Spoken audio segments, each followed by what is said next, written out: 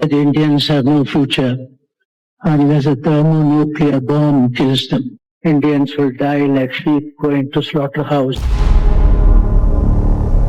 At the stroke of the midnight hour, when the world sleeps, India will awake to life and freedom.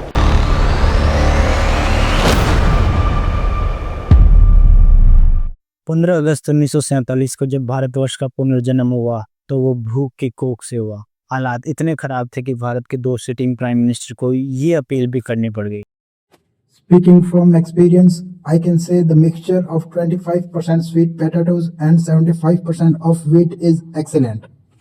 फिर अगले 20 सालों में ऐसा जादू किसने कर दिया कि दाने दाने को बिलखता भारत दुनिया का लार्जेस्ट फूड एक्सपोर्टर बन गया?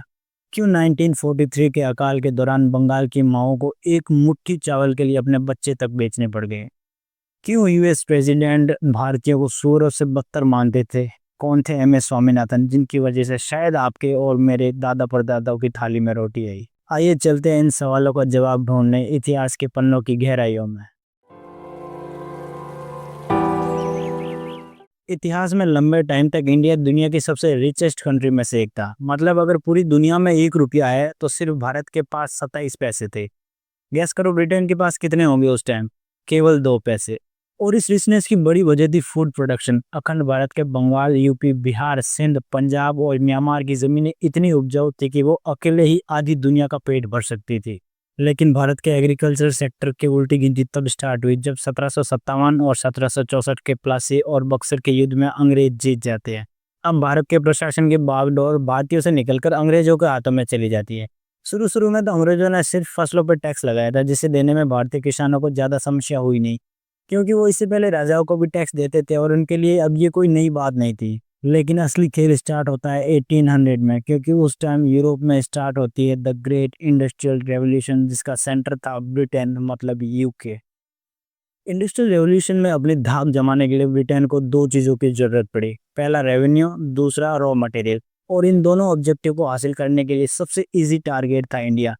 उन्होंने बहुत सारे कानूनों में बदलाव किए और इंडिया के किसानों को मजबूर किया कि वो गेहूं और चावल की जगह कैश क्रॉप उगाए। कैश क्रॉप मतलब वो फसलें जिन्हें बेच के या तो रेवेन्यू कमाया जा सके अच्छा, या जिनका यूज़ रॉ मटेरियल की तरह हो सके।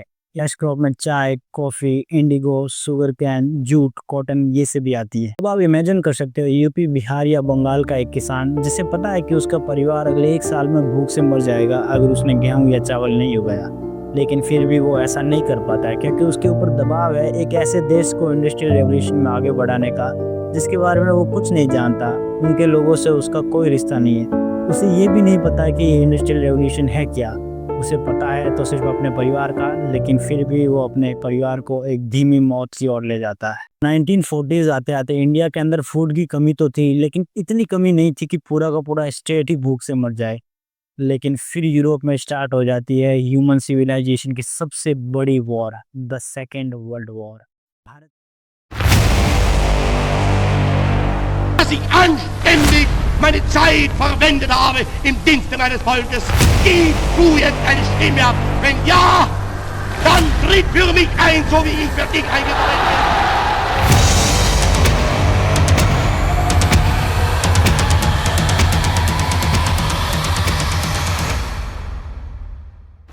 भारत से अनाज के बड़े बड़े शिपमेंट्स अलाइड फोर्सेस की तरफ से लड़ने वाले सैनिकों को भेजे जा रहे थे जो फ्रंट लाइन पर जर्मनी के खिलाफ युद्ध लड़ रहे थे।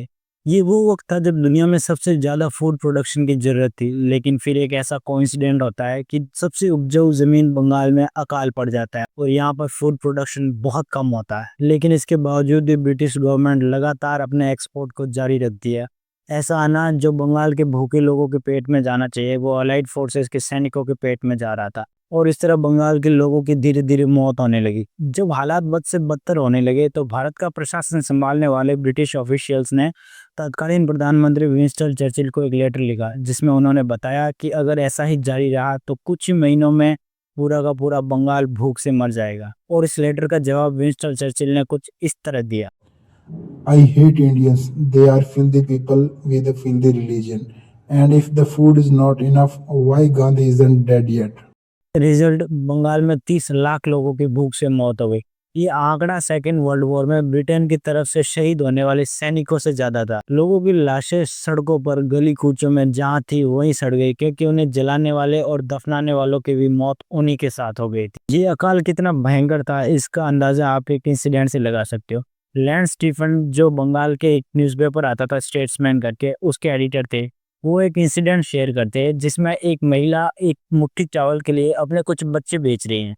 वो बच्चे इसलिए बेच रही है ताकि जो उसे चावल या पैसा मिलेगा उससे वो अपने बाकी के बच्चों को जिंदा रख पाएगी, और क्योंकि बच्चे खरीदने वाले ने उसको कुछ पैसे दिए या कुछ फूड दिए है, वो उस बच्चे के साथ कुछ भी करेगा लेकिन उस बच्चे को मारेगा नहीं। ये बंगाल की हालत थी। मतलब लोगों की मैक्सिमम कोशिश यही रहती है कि बच्चे के साथ कुछ भी हो, वो बच्चा बस जिंदा रहे। आज़ाद भारत इंडस्ट्रियल रेवोल्यूशन में दुनिया में बहुत पीछे था, इसलिए भारतीय लीडर्स ने डिसाइड किया कि वो अपना ज़्यादातर पैसा और एफर्ट्स इंडस्ट्रियल डेवलपमेंट पर लगाएंगे। लेकिन भूख अभी भी देश की बड़ी समस्या बनी हुई थी। इस बीच अमेरिका में 1954 में एक लॉ पास होता जिसे पब्लिक लॉ 480 या PL 480 के नाम से जाना जाता था। इस लॉ के हिसाब से अमेरिका दुनिया के जितने भी गरीब देश हैं उन्हें बहुत ही कम कीमत पर अनाज प्रोवाइड करवाएगा।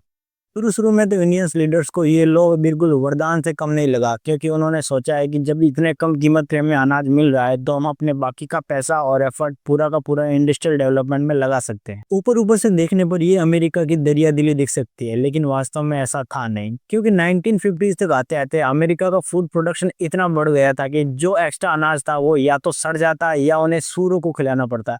इसी सड़े हुए अनाज को उन्होंने PL 480 स्कीम में शामिल कर लिया, ताकि एक ऐसा अनाज जिसकी पहले कोई मार्केट वैल्यू नहीं थी उसे कम कीमत पर भी बेचकर अमेरिका अच्छा प्रॉफिट कमा लेता। इसी के साथ अमेरिका ने एक और शर्त रखी कि जो देश PL 480 स्कीम के तहत अमेरिका से गेहूं लेके जाते हैं उन्हें हमसे केमिकल फर्टिलाइजर्स भी खरीदने पड़ेंगे।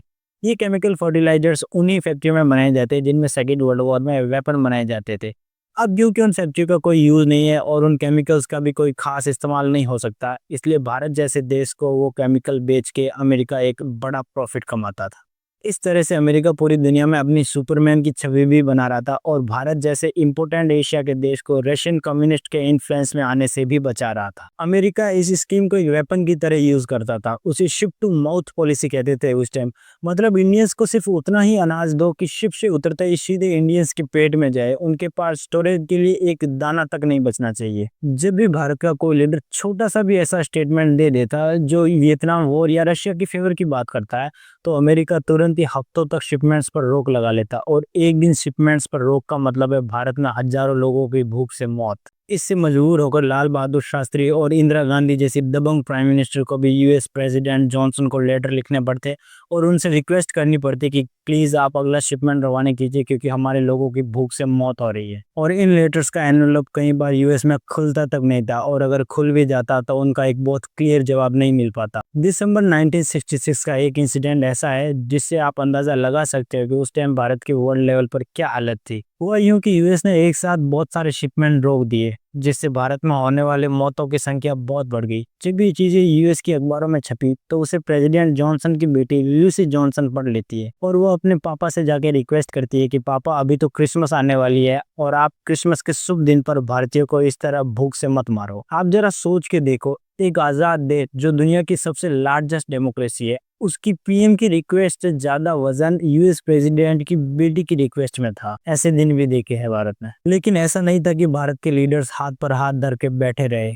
उन्हें इस चीज का अंदाजा था कि अमेरिका इस तरह कभी भी पलट सकता है, इसलिए PL 480 स्कीम के साथ 1954 में ही उन्होंने एक प्लान B पर काम करना स्टार्ट कर दिया था। भारत से हजारों किलोमीटर दूर एक और देश था मैक्सिको। वहां पर भी हालत भारत जैसे ही थे, जो फूड शॉर्टेज से जूझ रहा था और इसे ठीक करने का जिम्मा उठाया एक एग्रीकल्चरल साइंटिस्ट नॉर्मन बोरलॉग ने, जिसे फादर ऑफ ग्रीन रेवोल्यूशन के नाम से भी जाना गया। इन्हें 1970 में नोबेल पीस प्राइज भी मिला, जिसे पाने के लिए आज भी US प्रेसिडेंट डोनाल्ड ट्रंप पूरी दुनिया में अपना ढिंडोरा पीट रहे हैं। नॉर्मन बोरलॉग जापान से लाए गए एक खास किस्म के गेहूं के पौधे पर रिसर्च कर रहे थे। वो उनमें छोटे छोटे बदलाव करते हर साल और उनका पूरा रिकॉर्ड रखते। वो घंटों तक गेहूं के खेतों में, कीचड़ में और धूप में खड़े रहते, 13 साल की रिसर्च के बाद उन्होंने गेहूं का एक ऐसा बीज बना दिया जिसका प्रोडक्शन बाकी बीजों से 3 गुना तक ज्यादा था। ये किसी क्रांति से कम नहीं था जो पूरी दुनिया का पेट भर सकती थी। भारत में यही काम हमारी इस आज के वीडियो के हीरो MS स्वामीनाथन जी कर रहे थे। MS स्वामीनाथन तमिलनाडु में एक डॉक्टर के परिवार में पैदा हुए, लेकिन जब उन्होंने 1943 के बंगाल के अकाल को देखा जिसने उनके मन को झकझोर के रख दिया, वहीं उन्होंने तय किया कि मैं अपने पूरा का पूरा जीवन इस चीज़ को समर्पित कर दूंगा कि भारत में फूड प्रोडक्शन को कैसे बढ़ाया जाए। वो भारत के अलग अलग इंस्टीट्यूट में जाते और वहाँ पर रिसर्च करते, वो भारत के किसानों से मिलते और अनाज के पौधों में लगने वाली बीमारियों के बारे में उन्हें बताते। लेकिन भारत की समस्या इतनी बड़ी थी कि इन छोटी मोटी चीज़ों से कुछ खास फायदा हुआ नहीं। इसी कारण इस फील्ड में काम करने वाले लोगों से उनकी जान पहचान बहुत अच्छी हो गई। इसी दौरान उनकी मुलाकात नॉर्मन बोरलॉग से हुई और उन्होंने 1963 में बोरलॉग को इंडिया इनवाइट किया। बोरलॉग अपने साथ वही गेहूं के बीज लेके आए जो मैक्सिको में 3 गुना तक प्रोडक्शन दे पा रहे थे, लेकिन इंडिया में उनकी परफॉर्मेंस उतनी अच्छी नहीं रही क्योंकि इंडिया का क्लाइमेट अलग था, यहाँ की मिट्टी अलग थी और यहाँ पर गेहूं में होने वाली बीमारियां भी अलग थी। इसलिए नॉर्मन बोरलॉग और MS स्वामीनाथन ने गेहूं के उन्हीं बीजों को इंडियन क्लाइमेट के हिसाब से मॉडिफाई किया। शुरू में ये रिजल्ट बहुत अच्छे नहीं रहे, लेकिन कुछ सालों के बाद ही क्रांति आना शुरू और नए मॉडिफाइड बीजों से भारत में गेहूं की पैदावार अगले साल 30% तक बढ़ गई, जो कि एक पॉजिटिव साइन था। लेकिन उसके अगले कुछ ही सालों में ये पैदावार 4 गुना तक बढ़ गई और भारत जो गेहूं के दाने दाने के लिए तरस रहा था, उसके पास अब गेहूं के बहुत बड़े भंडार हो गए थे। अब वक्त आ गया था 1971 का और ईस्ट पाकिस्तान में टेंशन बहुत बढ़ गई थी और भारत भी एक रेफ्यूजी क्राइसिस से जूझ रहा था। इसी कारण भारत और पाकिस्तान के बीच युद्ध हो गया। इस युद्ध में अमेरिकी सरकार पाकिस्तान के समर्थन में थी और उन्होंने भारत को धमकी दी कि अगर भारत ने ये युद्ध नहीं रोका तो हम PL 480 स्कीम के तहत मिलने वाले गेहूं को बंद कर देंगे। ये वही साल था जब भारत ने खुद ही इस स्कीम को लात मार दी क्योंकि अब हमारे पास अपने खुद का अनाज था। अगर ग्रीन रेवोल्यूशन नहीं होती तो शायद वो युद्ध भी नहीं होता और अगर वो युद्ध नहीं होता तो जैसा पाकिस्तान आज दिख रहा है वो वैसा नहीं होता।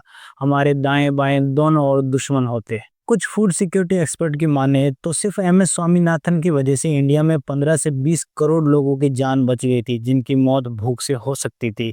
लेकिन हमारी किताबों ने इनके पूरे के पूरे कंट्रीब्यूशन को सिर्फ एक लाइन में सिमटा दिया।